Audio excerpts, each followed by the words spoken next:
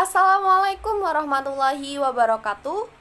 Tabi pun, sebelumnya izin memperkenalkan diri, nama saya Tri Wahyuning Utami dengan NPM 2153053041. Saya dari kelas 2J, Program Studi Pendidikan Guru Sekolah Dasar, Fakultas Keguruan dan Ilmu Pendidikan Universitas Lampung, angkatan tahun 2021. Nah, tujuan saya membuat video kali ini yaitu untuk memenuhi tugas konsep dasar fisika, yaitu melaksanakan sebuah percobaan mengenai pesawat sederhana. Sebelum kita masuk pada percobaan, kita harus mengetahui dulu apa sebenarnya yang dimaksud dengan pesawat sederhana itu. Pesawat sederhana merupakan segala sesuatu peralatan yang bisa mempermudah kegiatan manusia. Nah, di dalam pesawat sederhana ini ditemukan beberapa istilah-istilah, yaitu yang pertama ada titik tumpu, di mana titik tumpu ini merupakan titik yang menjadi tumpuan dan biasanya itu bersifat tetap. Nah, yang kedua ada titik berat. Titik berat ini merupakan titik di mana sebuah beban diletakkan pada titik tersebut. Nah, yang ketiga ada titik kuasa. Titik kuasa merupakan tempat untuk meletakkan gaya kuasa. Nah, dalam kehidupan sehari-hari sebenarnya banyak sekali contoh-contoh pesawat sederhana, yaitu yang ada jenis-jenisnya, yaitu ada pengungkit, ada katrol, dan juga ada bidang miring. Nah, salah satu contoh dari pengungkit itu adalah gunting. Nah, gunting ini sering sekali kita jumpai dalam kehidupan sehari-hari, dan ternyata gunting ini termasuk salah satu peralatan pesawat sederhana, yaitu yang tergolong ke dalam pengungkit. Nah, ya ada contoh lain, yaitu sebagai pesawat sederhana bidang miring. Salah satu contohnya adalah pisau dapur, di mana pisau dapur itu menggunakan pesawat sederhana yang sifatnya terdapat bidang miringnya. Karena jika sebuah pisau dapur tidak memiliki bidang miring pada mata pisaunya, maka pisau tersebut tidak bisa digunakan untuk memotong sesuatu. Nah, pada praktikum kali ini saya akan mencontohkan melakukan percobaan pada salah satu contoh pesawat sederhana yang ada di dalam kehidupan sehari-hari. Dan di sini saya sudah mempersiapkan beberapa peralatan, yaitu yang pertama ada penghapus yang berbentuk balok. Di sini penghapus ini saya gunakan sebagai titik tumpu. Selanjutnya di sini saya sudah mempersiapkan sebuah penggaris. Nah, penggaris ini juga sudah saya beri tanda, di mana di sini ada titik kuasa, yang di sini ada lengan kuasa, dan di sini ada titik beban. Selanjutnya ada lengan beban. Untuk peralatan yang selanjutnya adalah di sini saya sudah mempersiapkan koin. Gunakan koin yang sekiranya memiliki beban atau berat yang massa yang sama.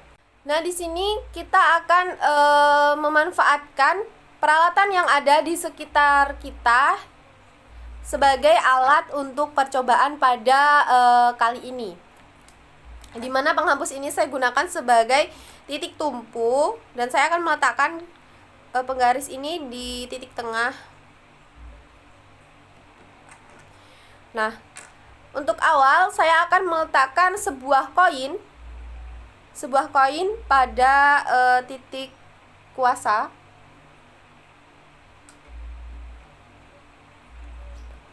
Nah, selanjutnya saya juga akan memberikan satu buah koin pada titik beban.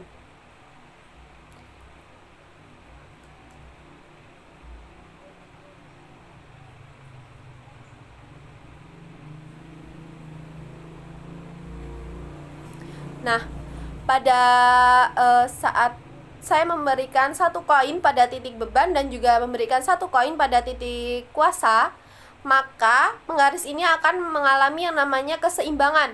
Tidak, yang sebelah sini tidak mengalami tidak lebih rendah, dan juga yang sebelah sini juga tidak lebih tinggi. Pada percobaan 1, titik kuasa pada penggaris ini itu sama dengan titik beban yang ada di penggaris yang di sebagian kiri saya. Nah, untuk percobaan yang kedua, saya akan menambahkan satu koin lagi pada titik beban yang ada di sebelah kiri saya.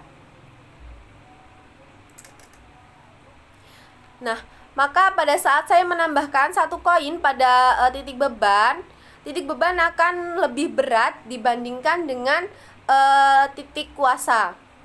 Bagaimana cara selanjutnya? Kita akan membuat keduanya ini menjadi seimbang dengan cara menggeserkan penggaris ini sehingga menjadi titik beban dan juga titik berat akan menjadi seimbang.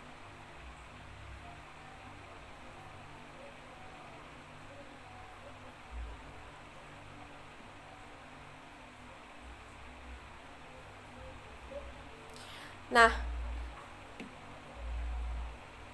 dengan adanya saya menggeserkan bagian tempat dari titik tumpu, maka saat ini titik beban dan juga titik kuasa menjadi kembali seimbang karena jarak dari lengan beban yang lebih sempit dibandingkan dibandingkan dengan panjang lengan kuasa.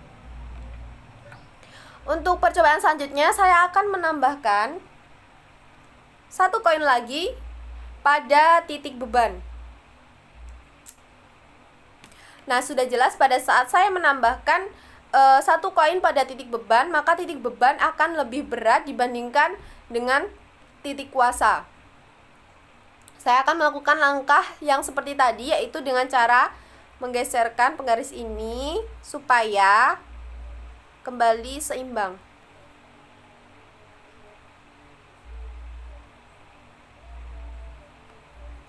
Nah, setelah kita melakukan percobaan ini, sebenarnya saya sudah mempersiapkan tabel percobaan. Nah, dari percobaan ini saya bisa mengisi tabel percobaan yang sudah saya buat tadi dengan cara memasukkan nilai yang sudah saya ketahui dari percobaan ini.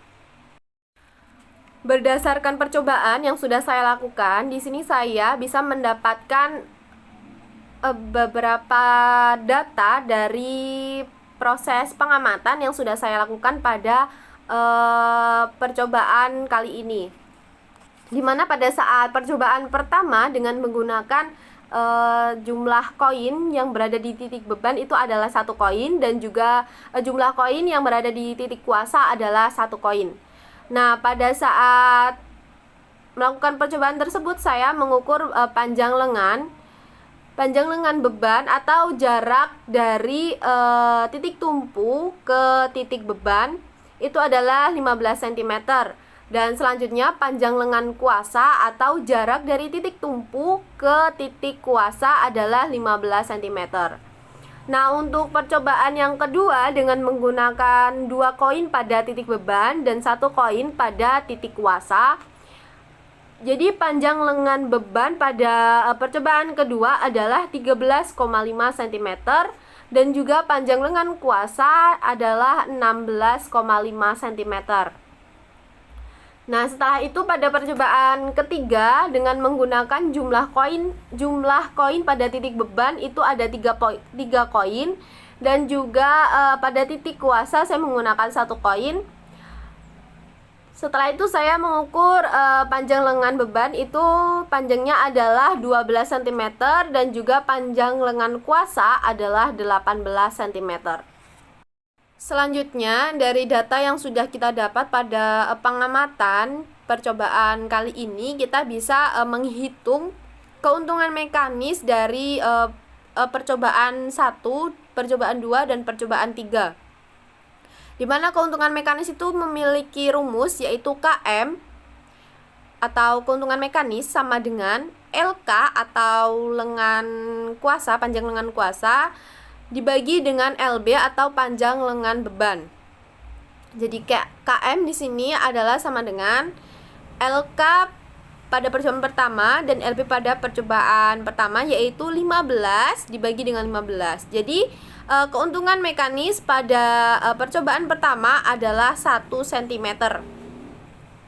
Nah, selanjutnya ada pada percobaan yang kedua menggunakan rumus yang sama, yaitu KM sama dengan LK dibagi dengan LB. Jadi KM sama dengan LK pada percobaan kedua adalah 16,5 dan LB pada percobaan kedua adalah 13,5. Jadi keuntungan mekanis pada percobaan yang kedua adalah 1,2 cm. Sedangkan keuntungan mekanis pada percobaan ketiga juga menggunakan rumus yang sama, yaitu KM sama dengan LK dibagi dengan LB. Dengan LK pada percobaan ketiga adalah 18 dan juga LB pada percobaan ketiga yaitu 12. Jadi KM sama dengan 18 dibagi dengan 12. Jadi keuntungan mekanis dari percobaan ketiga adalah 1,5 cm. Mungkin cukup sekian video percobaan dari saya. Mohon maaf apabila banyak kesalahan, baik kesalahan yang disengaja maupun kesalahan yang tidak disengaja. Saya akhiri, wassalamualaikum warahmatullahi wabarakatuh. Tabi pun.